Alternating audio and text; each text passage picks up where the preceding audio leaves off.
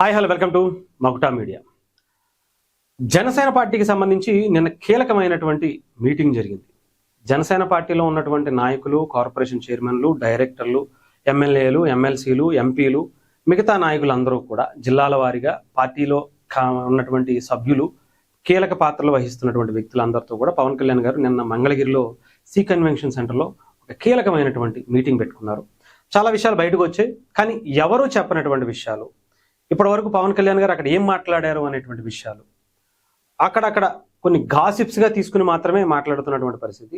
పవన్ కళ్యాణ్ గారు అగ్రెసివ్గా ఉన్నారు, పవన్ కళ్యాణ్ గారు చిరాకు పడి కోప్పడి అక్కడి నుంచి సడన్గా వెళ్ళిపోయారు అని చెప్పేటువంటి మాటలు కూడా వినిపించాయి. అసలు ఏం జరిగింది, దీని గురించి పూర్తి స్థాయిలో నాకున్నటువంటి ఇన్ఫర్మేషన్ని పూర్తి స్థాయిలో తీసుకుని అలాగే దీని మీద కొంచెం వివరణ ఇచ్చేటువంటి ప్రయత్నం చేస్తాను. మీకు నచ్చినట్టయితే షేర్ చేయండి, సబ్స్క్రైబ్ చేయండి, దయచేసి లాస్ట్ వరకు చూడండి. ఇకపోతే జనసేన పార్టీకి సంబంధించి నిన్న కీలకమైనటువంటి మీటింగ్ అని చెప్పాలి. ఎందుకంటే అధికారంలోకి వచ్చిన తర్వాత జనసేన పార్టీ ఆశించిన స్థాయిలో యాక్టివ్గా లేదు, ఆశించిన స్థాయిలో అగ్రెసివ్గా ముందుకు వెళ్ళటంలా. అగ్రెసివ్గా అంటే పార్టీ బలాన్ని, అధికారాన్ని ఉపయోగించుకుని, ఈ అవకాశాన్ని ఉపయోగించుకుని పార్టీ స్థాయిని పెంచుకునేటువంటి కార్యక్రమాలు చెయ్యట్లేదు. దీనికి కారణం ఎవరు అంటే మొట్టమొదటిగా నేనైతే పవన్ కళ్యాణ్ గారిని అంటారు. అలా అని చెప్పి ఆయన మీద ఒక్కళ్ళ మీద వేయను, డెఫినెట్గా లాస్ట్ వరకు చూడండి. ఎందుకంటే పవన్ కళ్యాణ్ గారు మీరు ఒక ఏదైతే ఈ కమిటీకి సంబంధించి ఎవరైతే మాట్లాడాలి, ఇప్పుడు మీరు నిన్న సీరియస్ అయినటువంటి విషయాల గురించి ఫస్ట్ మాట్లాడుకున్నాం. లడ్డూకి సంబంధించినటువంటి ఇష్యూ, పవన్ కళ్యాణ్ గారు జంతువుకి సంబంధించినటువంటి అవశేషాలు దాంట్లో కలిసి అయ్యి లడ్డూ ప్రసాదంలో అపచారం చేశారు అని చెప్పి అంత భారీ ఎత్తున ఆయన ఆ టైంలో చేశారు కదా. ఆ తర్వాత సిట్టు విచారణకి ఇచ్చింది, 250 కోట్లు స్కామ్ జరిగింది. అసలు కల్తీ అంటే కల్తీ అనే పదం కూడా వాడకూడదు, ఎందుకంటే అది ఒక రసాయనాలతో కూడినటువంటి దాన్ని పాలు అనేటువంటి పదార్థం కలిపితే ఎక్కడో ఒకటి 1%, 0.01% కలిపితే అది కల్తీ అవుతుంది. అసలు 1% కానీ 0.001% కానీ అసలు ఎక్కడెక్కడ పాలు కానీ పాలు పదార్థాలు కానీ ఏమీ కలపల. అలాంటప్పుడు అది కంప్లీట్గా అదొక కెమికల్తో కూడినటువంటి రసాయనాన్ని లడ్డూలో వాడి 20 కోట్ల లడ్డూలు తయారు చేసి 60 లక్షల నెయ్యిని సృష్టించి ప్రజల ప్రాణాలు దిగిపోయినటువంటి వైఎస్ఆర్సీపీ అంత ధైర్యంగా బయటకు వచ్చి మేమేం తప్పు చేయలేదు, అసలు అక్కడ స్కామే జరగలేదు, కల్తీయే జరగలేదు అని చెప్పి కొబ్బరికాయలు కొట్టేసి, హారతులు ఇచ్చేసి, పూజలు చేసేసి, హోమాలు చేసేసి, రోడ్లు ఎక్కేసి, సోషల్ మీడియాలో పేటీఎం బ్యాచ్ ఎంత ఎలివేషన్స్ ఇస్తుంటే, అసలు ఈ దేశంలోనే చాలా గొప్పగా నాకు తెలిసి చెప్పాలంటే జనసేన పార్టీకి ఉన్నంత సోషల్ మీడియా స్ట్రెంత్ ₹1 కూడా పెట్టకుండా ఏ పార్టీ కూడా ఇంతలా చేయలేనటువంటి పరిస్థితి ఉంది. ఎందుకంటే బికాస్ ఆఫ్ పవన్ కళ్యాణ్ గారి నేచర్, ఆయన భావజాలం అంత గొప్పది. అంతమందిని ఇండివిజువల్గా ఆయన సంపాదించుకోగలిగారు. అలాంటి వ్యక్తి ఆయనకి సంబంధించి సోషల్ మీడియా గెలిచిన తర్వాత ఇలాంటి వాటిల్లో ఇంకా వీక్ అయిపోయిందని చెప్పాలి. ఎందుకు అంటే ఇది పవన్ కళ్యాణ్ గారికి చెప్పాలి.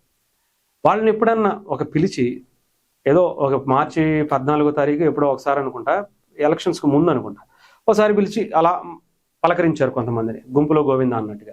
ఎవరు అసలు పని చేశారు, ఎవరు అసలు పని చేయలేదు అనేది కనీసం సరే ఒకసారి ఒక్కొక్క ఫోటో ఇచ్చినటువంటి సందర్భం కూడా లేదు. ఆ తర్వాత అయితే గెలిచినటువంటి 18 నెలల్లో అయితే నాకు తెలిసి గెలిచిన తర్వాత ఎవరిని పిలవలేదనే నాకు తెలిసినటువంటి సమాచారం. ఆలోచించుకోవాలి. ఇకపోతే ముఖ్యంగా ఈ లడ్డూకి సంబంధించి మిగతా నాయకుల గురించి వీళ్ళ గురించి కూడా మాట్లాడుకున్నాం. వైఎస్ఆర్సీపీకి సంబంధించి ఓడిపోయినటువంటి నియోజకవర్గాల్లో 175 నియోజకవర్గాల్లో అందరూ కూడా దీని మీద బయటకు వచ్చి ప్రెస్ మీట్లు పెట్టి, పూజలు చేసి, కొబ్బరికాయలు కొట్టి, గుడి మెట్లు కడిగేసి అన్నీ చేసి నానా హంగామా చేశారు. కల్తీ చేసిన వాళ్ళే, కల్తీ అంటే హత్యాయుతం చేసిన వాళ్ళే కల్తీ పేరుతో. అలాంటి వాళ్ళే బయటకు వచ్చినప్పుడు ఏదైతే నాయకులు ఉన్నారో వీళ్ళందరూ ఎవరో వచ్చి బయటకు ఎందుకు చేయట్లా? ముఖ్యంగా ఎమ్మెల్యేలు, ఎంపీలు కొంతమందిని స్ట్రాంగ్గానే పవన్ కళ్యాణ్ గారు వార్నింగ్ ఇచ్చినట్టుగా తెలిసింది.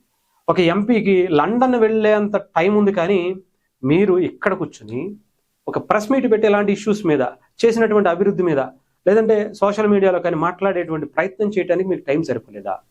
ఇంకొక పక్క ఒక ఎమ్మెల్సీకి, ఒక లేడీస్కి సంబంధించినటువంటి ఇష్యూస్లో మనకి సంబంధం లేనటువంటి ఇష్యూస్ మీద మీరు స్పందించేటువంటి టైం ఉంది, కానీ ఇక్కడ దీని గురించి, ఇష్యూస్ గురించి, మనం చేసినటువంటి మంచి గురించి చెప్పుకునేటువంటి టైం లేదా అనేటువంటి మాట కూడా అన్నారని తెలుస్తుంది. అదంతా ప్రాపర్గా అయితే నాకు తెలియదు, క్లారిటీ లేదు, వస్తున్నటువంటి వార్త మాత్రమే చేశారు. ఎందుకంటే మిగతా విషయాలు నేను తెలుసుకున్నాను, కానీ ఈ విషయం అన్నారా లేదా అనేది నాకైతే ఓపెన్గా తెలియదు. అందుకనే చాలా క్లియర్గానే చెప్తున్నా. అనకపోయి ఉంటే దాని గురించి డెఫినెట్గా నేనైతే ముందే క్షమాపణ చెప్తాను. ఇకపోతే తర్వాత మిగతా ఇష్యూస్, కొంతమంది నాయకుల గురించి. ఇక్కడ పవన్ కళ్యాణ్ గారిని ఎందుకు అంటున్నాను అంటే, ముఖ్యంగా ఏదైతే అధికార ప్రతినిధులు బయటకు వచ్చి మాట్లాడడం మానేశారు, పార్టీకి సంబంధించినటువంటి క్యాడర్ ఎవరు కూడా బయటికి రావట్లేదు అంటే, వచ్చిన ప్రతి ఒక్కరిని కూడా సస్పెండ్ చేసుకుంటూ వెళ్ళిపోతున్నారు. ఏదన్నా గబుక్కున మాట్లాడారు, తూలి మాట్లాడారు అంటే సస్పెండ్ అంటున్నారు. భయంతో ఎవరు మాట్లాడడం కూడా మానేశారు. స్టార్టింగ్లో కొంతవరకు కొంచెం నిలబడ్డారు, కానీ పవన్ కళ్యాణ్ గారు ఈ కల్తీకి సంబంధించి ఎలా అయితే బయటికి తీసుకొచ్చి చూపించినప్పుడు ఇచ్చారో కానీ సపోర్టు, ఆ తర్వాత సస్పెండ్ సస్పెండ్ సస్పెండ్ అంటుంటే భయం వేసింది వాళ్ళకి, మాట్లాడడం మానేశారు. మాట్లాడడం మానేసినప్పుడు అది ఎవరిది తప్పు? పవన్ కళ్యాణ్ గారిదే తప్పు. అందుకని నేను పవన్ కళ్యాణ్ గారిని అంటున్నాను.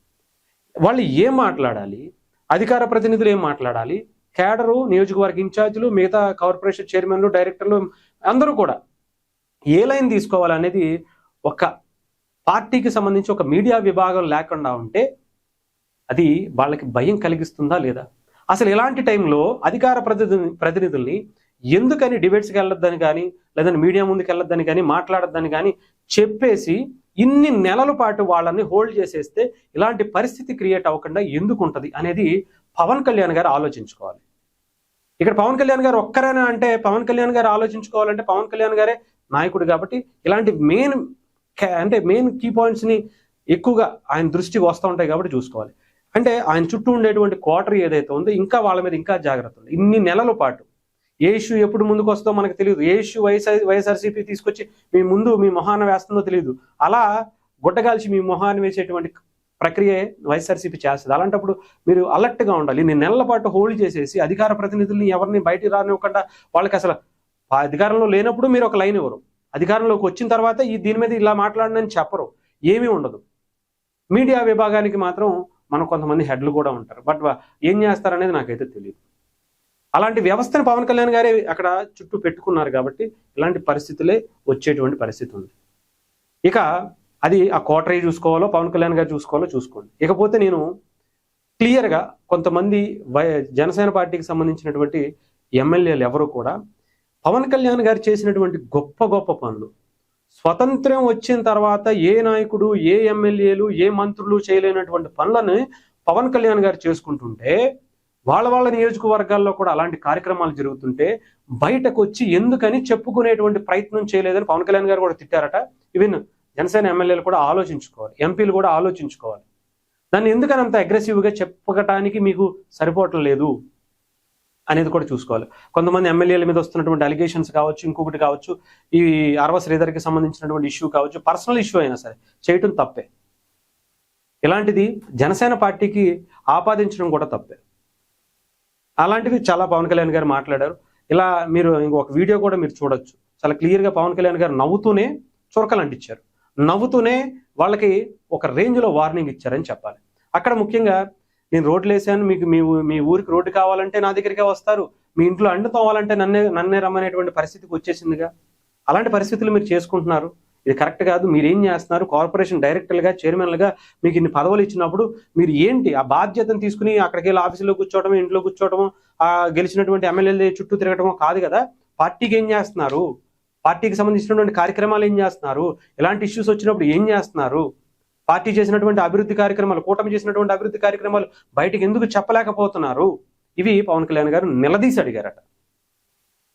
ఇది వెంటనే కమిటీలో వేయండి, ఇలాంటి ఇష్యూస్ రాకుండా మళ్ళీ రిపీట్ అవ్వకుండా, ఆర్వ శ్రీధర్ది కావచ్చు, లేదంటే కొంతమంది ఎమ్మెల్యేల మీద వస్తున్నటువంటి ఆరోపణలు కావచ్చు, ఎవరో ఒకళ్ళు డెసిషన్ తీసుకోకుండా ఒకళ్ళు సస్పెండ్ చేసేటువంటి విధానాన్ని కాకుండా చాలా క్లారిటీగా ఉండండి.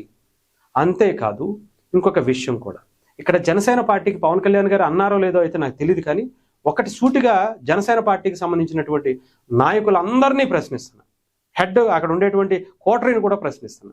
మొన్న ఒక ట్వీట్ ఏదో చేశారు, నాకైతే బాగా కోపం వచ్చింది.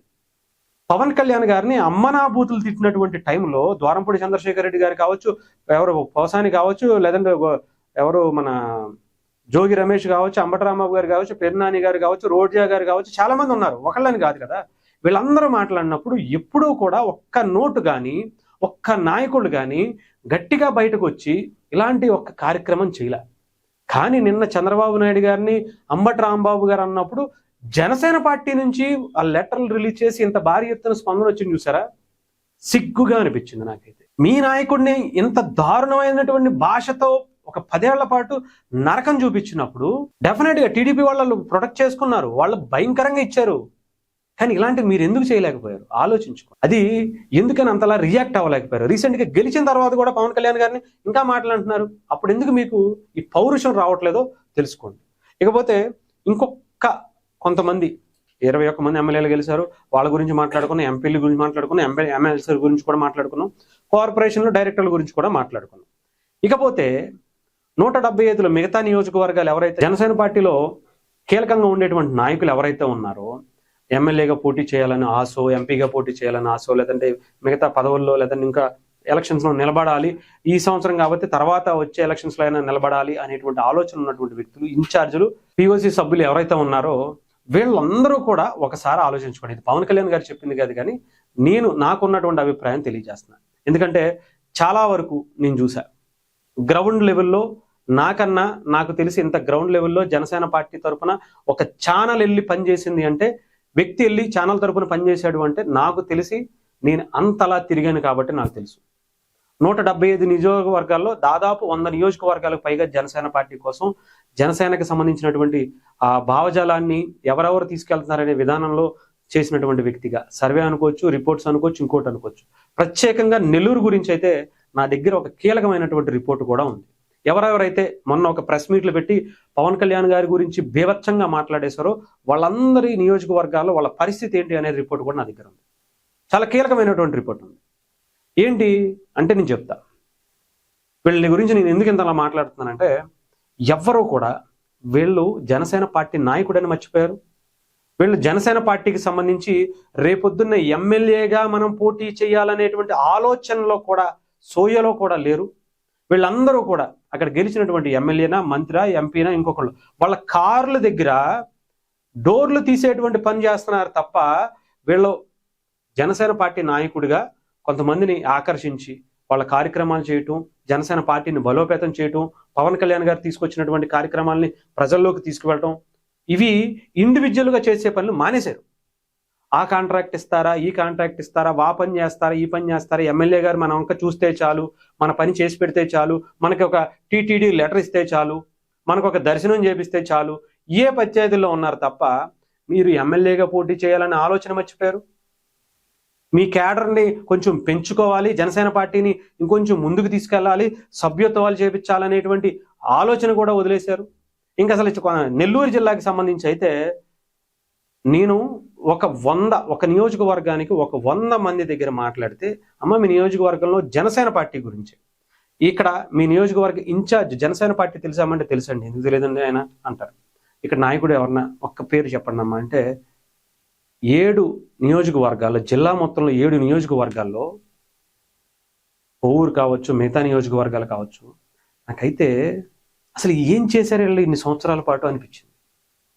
ఒక 100 మందిని అడిగితే ఒక్కరంటే ఒక్కరు కూడా వాళ్ళ నియోజకవర్గంలో జనసేన పార్టీ ఇన్ఛార్జ్ పేరు చెప్పనటువంటి పరిస్థితి కూడా ఉంది. కొంతమంది అయితే ఒక 2-3 పేర్లు చెప్పారు తప్ప 10 కూడా, 100 మందిని అడిగితే ఒక 10 మంది కూడా జనసేన పార్టీ నాయకుడు ఫలానా వ్యక్తి అని పేరు కూడా చెప్పుకోలేనటువంటి పరిస్థితిలో నెల్లూరు జిల్లా ఉందో ఆలోచించుకోండి. మనం కూడా బయటకు వచ్చి మమ్మల్ని అనగదొక్కేస్తున్నారు, మన ఇది చేసేస్తున్నారు, మన అది చేసేస్తున్నారు అనేటువంటి మాట మాట్లాడితే, మనం ఏం చేసాం జనసేన పార్టీ కోసం, మనం ఎందుకని, ఇది ఓన్లీ నెల్లూరేనే కాదు, చాలా నేను అక్కడే ఫస్ట్ చేశాను కాబట్టి చెప్తున్నా. ఎందుకంటే వాళ్ళు అంత అగ్రెసివ్గా ప్రెస్ మీట్లు పెట్టి బయటకు వచ్చి మాట్లాడారు కాబట్టి చెప్తున్నా. వాళ్ళు ఏం పీకేశారు, వాళ్ళు ఏం చేసేశారు, జనసేన పార్టీకి ఎన్ని సభ్యత్వాలు చేపించారు, ఎంతమంది వైఎస్ఆర్సీపీ అధికారంలో కోల్పోయిన తర్వాత చాలా మంది జనసేనలోకి రావడానికి ప్రయత్నిస్తున్నారు, వాళ్ళని ఎవరినన్నా ఆకర్షించారా, జాయినింగ్లు చేపించుకున్నారా, మంచి మంచి నాయకులు ఉంటారు కదా వాళ్ళని వెతికి పార్టీకి పరిచయం చేసేటువంటి ప్రయత్నం చేశారా, ఇలాంటివి ఏమన్నా. కొంతమంది నేను ఇక్కడ జనసేన పార్టీకి సంబంధించి కోటరైన కూడా అంట, కొంతమంది ఒకళ్ళిద్దరు అలాంటి పని చేసినా కూడా వాళ్ళకి పవన్ కళ్యాణ్ గారిని కల్పించడం కానీ, సార్ పలానా వైసీపీ నుంచి పలానా నాయకుడు వస్తున్నాడు అని అంటే వాళ్ళకి ఎంట్రీ కూడా లేదు. ఉన్నటువంటి బాలేని గారికి పాపం గౌరవమే లేదు. నిన్న మొన్న పాపం ఆయన పేరేంటి, మన జగ్గయ్యపేట నాయకులు సామినేని ఉదయ్ భాను గారి పరిస్థితి ఎందుకు అంటే వైసీపీ నుంచి వస్తేనేమో వాళ్ళేదో శత్రువులుగా మనం చూస్తాం. టీడీపీ వాళ్ళకి ఎమ్మెల్యేలు ఇచ్చి మంత్రులను చేసి ఎంపీలను చేసి కూర్చోబెట్టిందయ్యా. మన దగ్గరికి వచ్చేటప్పటికి వాళ్ళు ఏడుపు, అదిగో అక్కడి నుంచి వచ్చినటువంటి వ్యక్తులు మీరెందుకు తీసుకుంటారు అని. మీరు కూడా అలాగే వాళ్ళని తొక్కేస్తే ఒక మంచి నాయకుడిని కూడా తీసుకొచ్చి వాళ్ళని పని కూడా చేసుకొని ఇవ్వకపోతే ఎందుకు, ఏం చేస్తున్నారు? ఎంతసేపు ఆ ఎమ్మెల్యేల దగ్గర వాళ్ళ దగ్గర వీళ్ళ దగ్గర ఆ గుళ్ళో చైర్మన్లు ఆ ఏఎన్సీ చైర్మన్లు వీటి గురించి తప్ప మీరు ఎదగటమే మర్చిపోయారా? మీరు ఒక నాయకుడనే మర్చిపోయారా? మీరు ఎమ్మెల్యేగా మనకు కూడా పోటీ చేసేటువంటి అవకాశం ఉందనే మర్చిపోయారా అనేది ఆలోచించుకోండి దయచేసి. Right, thank you. ఏదేమైనా సరే మీ సూచనలు సలహాలు ఇది కరెక్టో కాదో ఇవి కూడా మీరు తెలియజేయండి.